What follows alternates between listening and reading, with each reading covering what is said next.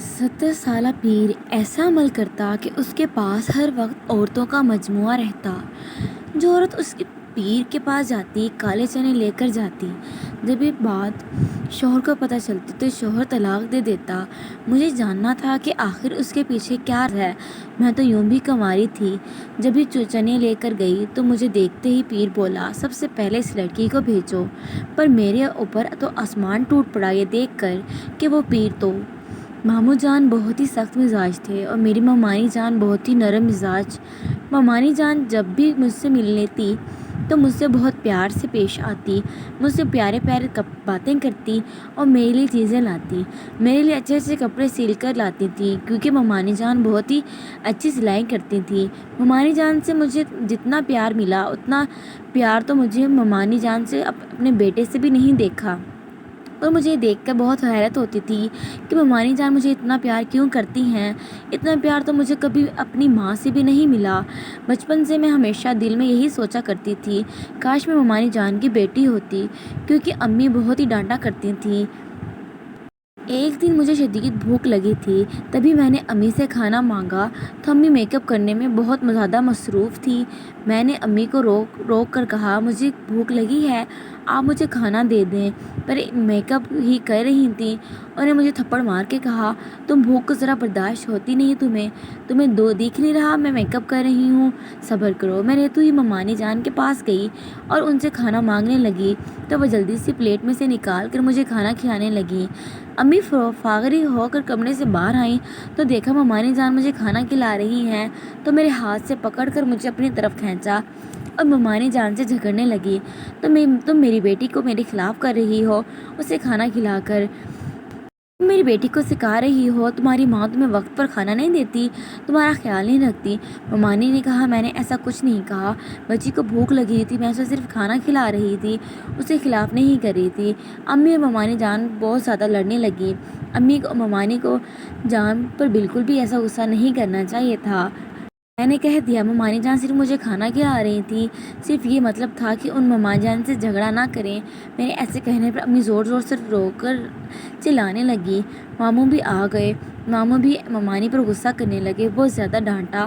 ممانی جان بیچاری روتی ہی رہی۔ امی ممانی جان سے کہہ رہی تھی، میں تمہیں گھر سے نکلوا کر ہی رہوں گی، تم میری بیٹی کو میرے خلاف کر رہی ہو۔ اگلی صبح کو امی مجھے ساتھ لے کر ایک پیر کے پاس گئی اور پیر کے پاس ساری عورتیں بہت زیادہ جمع تھیں جن کے ہاتھ میں کالے چنے تھے۔ امی بھی ان پیر کے پاس کالے چنے دم کے کر کے واپس لے آئیں اور اس پیر نے کہا، اس چنے کو کھانے کے بعد انشاءاللہ تمہاری بھابھی کی طلاق تمہارا بھائی دے دے گا۔ اس وقت کیونکہ میں بہت چھوٹی تھی مجھے طلاق کا مطلب نہیں پتا تھا۔ امی نے وہ چنے بنا کر سب کو گھر میں کھلا دیے۔ کچھ دنوں بعد ان چنوں کا اثر ہونے لگا اور ماموں ممانی میں بہت زیادہ جھگڑا ہونے لگا تو ممانی جان بہت زیادہ روتی تھی، ابو سے مارتے تھے۔ ایک دن ممانی کمرے سے روتی ہوئی باہر آئی اور دھڑام کر کے نیچے زمین پر بیٹھ گئی، دوڑتی ہوئی گئی اور ممانی جان کو سنبھالنے لگی۔ ممانی جان زاروں قطار روتی جا رہی تھی، امی سے کہہ رہی تھی کہ تم نے آج میرا دنیا ختم کر دی، تم نے میرا گھر اجاڑ دیا، تمہاری ہی وجہ سے میرا گھر برباد ہو گیا، میں تمہیں کبھی معاف نہیں کروں گی۔ ایسا کہہ کر ممانی جان گھر سے چلی گئی اور کبھی واپس نہیں آئی۔ میں ہمیشہ ممانی جان کو یاد کرتی تھی کیونکہ وہ مجھے بہت زیادہ پیار کرتی تھی۔ ممانی جان کا بیٹا افضل مجھے اپنی امی سے زیادہ پیار کرتا تھا، وہ انہیں یاد بھی کرتا تھا۔ ممانی جان مجھے اکثر کہا کرتی تھی کہ تمہارا افضل تمہارا بھائی ہے، زندگی کب بچپن سے جوانی میں بدل گئی پتہ ہی نہیں چلا۔ اتنے سارے سالوں میں ہم ایک دن بھی ممانی کو بھلا نہیں پائے۔ افضل کا رشتہ ماموں نے بھائی کے بیٹے سے طے کر دیا تھا۔ جب شادی کی تاریخ پکی ہوئی تو ماموں ہمارے گھر آئے۔ ان رشتہ داروں میں ایک ضعیف بوڑھی بھی تھی جس کے بارے میں مجھے بتایا گیا تھا یہ امی کی تائی جان ہے، کیونکہ وہ کافی ضعیف عورت تھی تو میں ان کا کچھ زیادہ ہی خیال رکھتی تھی۔ وہ ہمارے گھر میں مہمان بن کر آئی تھیں، ان کے کھانے پینے کا خیال رکھتی، رات کو سونے کے بعد ان کے پیر بھی دبا کر سوتی تھی۔ ایک رات انہوں نے مجھے دعا دیتے ہوئے کہا کہ بیٹی اللہ پاک تمہیں لمبی زندگی دے، تم بالکل اپنی ماں نسیم کی یاد دلا رہی ہو، وہ بھی اسی طرح مجھے سوتے وقت پیر دبا کر جاتی تھی۔ جب میں تم لوگوں کے گھر آتی تھی وہ تو تمہاری طرح ہی میرا خیال رکھتی تھی۔ میں نے اس اماں سے کہا کہ میں نسیمہ وہ مانی کی نہیں بلکہ زلیخا کی بیٹی نمرہ ہوں۔ تو اس عورت نے مجھے بتایا کہ میرے سر پر تو آسمان ٹوٹ پڑا۔ اس نے مجھے بتایا کہ بیٹا، بھلے زلیخا تمہاری نے پالا ہے لیکن تمہاری ماں فاطمہ ہے۔ مجھے بتایا کہ شادی کے 15 سال بعد بھی میری پھوپھو کو اللہ تعالیٰ نے اولاد سے نامحرم رکھا۔ میری پھوپھو کو ان کے شوہر نے طلاق دے کر گھر سے نکال دیا تھا۔ پھر پھوپھو جب اپنی اماں کے آ گئی تھی، جب میں اپنی ماں کے پیٹ میں تھی، تو پھوپھو اور میرے ابو نے ارادہ کر لیا تھا کہ وہ مجھے انہیں دے دیں گے۔ اس عورت نے بتایا کہ میری ماں نے جب اپنی بچی دینے سے انکار کیا تو میرے ابا نے انہیں بہت زیادہ مارا اور پھر وہ روتی ہوئی رہ گئیں، کچھ بھی نہیں کر پائیں۔ مجھے کافی حیرت ہوئی۔ میری ماں، جن کو میں آج تک اپنی ممانی سمجھتی تھی، انہوں نے بھی آج تک مجھے اس بات کا لا علم رکھا۔ میں نے ان کی بیٹی ہوں۔ مجھے بہت زیادہ دکھ ہو رہا تھا کہ میری پھوپھو، جنہوں نے اپنی اولاد بھی ان کے حوالے کر دی تھی، انہوں نے ان کا گھر تباہ کر دیا۔ بھائی افضل، جس کو میں آج تک ماموں زاد سمجھتی رہی، اس کی شادی خیرت سے ہو گئی اور میری بھابھی بھی گھر آ گئی۔ مجھے اپنی پھوپھو سے نفرت ہو گئی تھی کیونکہ اس کی وجہ سے میں اپنی ماں سے دور ہوئی تھی، پر میرے پاس ان کے خلاف کوئی بھی ثبوت موجود نہ تھا۔ میں دن رات انہیں سوچوں میں گم رہتی تھی، کس طرح پھوپھو کو ان کی غلطی کا احساس دلایا جائے کہ انہوں نے کسی کا گھر برباد کر کے کسی کی اولاد ان سے دور کر کے غلط کیا ہے۔ دن آہستہ سے گزرنے لگے۔ پھر میرے بھائی کی شادی کو پورے 2 مہینے ہو گئے۔ بھابھی نے بھی ہمیں خوشخبری دی۔ ان کے ماں بننے کی خبر سننے کے بعد تو ہمارے گھر میں بہت ہی خوشیاں آ گئیں۔ اب تو بابا اور افضل بھائی بھابھی کا بہت زیادہ خیال رکھتے تھے۔ گھر میں تو بھابھی کا راج چلنے لگا تھا۔ پھوپھو کو یہ بات بالکل برداشت نہیں ہو رہی تھی۔ میں نے محسوس کر لیا تھا۔ پھوپھو ہر وقت بھابھی پر غصہ کرنے لگی تھی۔ بھابھی کی پسند کا کھانا بنتا تھا اور بابا نے پورے گھر کی چابیاں بھی بھابھی کے حوالے کر دی تھی کیونکہ بابا گھر میں سب کا بہت اچھے سے خیال رکھتی تھی۔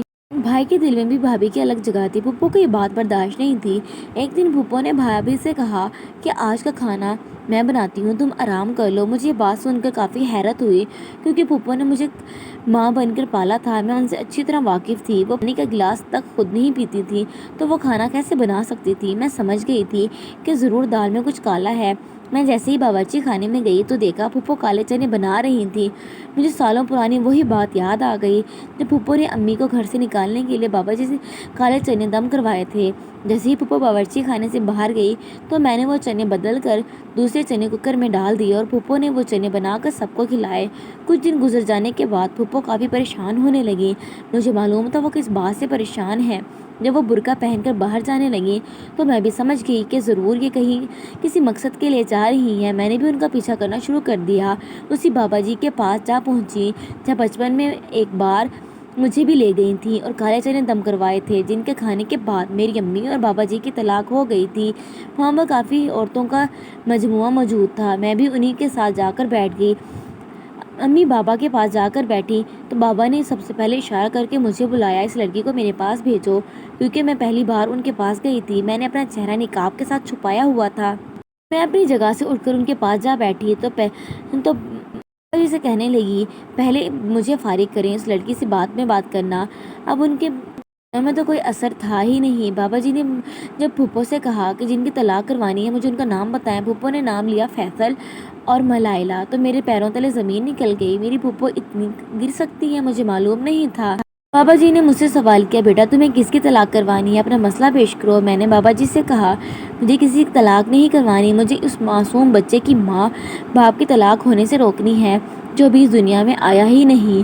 مجھے اس کی زندگی اپنی زندگی اور اپنے بھائی کی زندگی کی طرح برباد ہونے سے روکنی ہے۔ تو بابا جی مجھ سے کہنے لگے، لڑکی کیا مطلب ہے تمہارا؟ میں نے بابا جی سے کہا میں وہ بچی ہوں جن کے ماں باپ کی آپ نے سالوں پہلے طلاق کروائی تھی، آپ کی وجہ سے کتنے لوگوں کا گھر برباد ہو گیا۔ میرے منہ سے یہ بات سننے کے بعد پھوپھو پریشان ہونے لگی کہ مجھے یہ خیر کس نے سنائی ہے۔ میں نے پھوپھو کو کہا آپ کی وجہ سے طلاق ہونے کے بعد کتنے بچے ماں باپ کے ہوتے ہوئے بھی یتیم ہوتے ہیں، اس بات کا آپ کو اندازہ نہیں ہے۔ چند روپیوں کی خاطر آپ کئی لوگوں کا گھر برباد کر دیتے ہیں اور بچوں کو اناتھ بچوں کی طرح زندگی گزارنی پڑتی ہے۔ یہ بات آپ کو تب معلوم ہوگی جب آپ کا خود گھر برباد ہوگا اور آپ کے بچے آپ کے ماں باپ کے ہوتے ہوئے بھی رول جائیں گے۔ اللہ پاک کے پاس ہر چیز کا ہی بری سزا ہے۔ روز دن سے جس دن ہر چیز کا حساب ہوگا، وہاں بیٹھی ہوئی کافی عورتیں میری بات سننے کے بعد سوچ میں پڑ گئیں۔ واقعی کسی کی طلاق کروانا بہت ہی بڑا گناہ ہے۔ اسی طرح کافی گھر برباد ہو جاتے ہیں اور کافی بچے ماں باپ سے دور ہو جاتے ہیں اور یتیم بھی۔ میں احساس دلانے کے بعد بابا کو احساس ہوا اور انہوں نے ساری عورتوں کو وہاں سے جانے کو کہا اور کہہ دیا کہ آج کے بعد میرا آستانہ بند رہے گا، یہاں پر کوئی بھی نہ آئے، میں آج کے بعد اپنا دھندا بند کرتا ہوں۔ اس نے کہا بیٹی تمہارا بہت زیادہ شکریہ، تم نے میری آنکھیں کھول دی۔ میں اس وقت جلدی گھر آ گئی۔ پھوپھو میرے پیچھے تھی، مجھے آوازیں دے رہی تھی، میں نے ان کی طرف دیکھنا بھی ضروری نہ سمجھا۔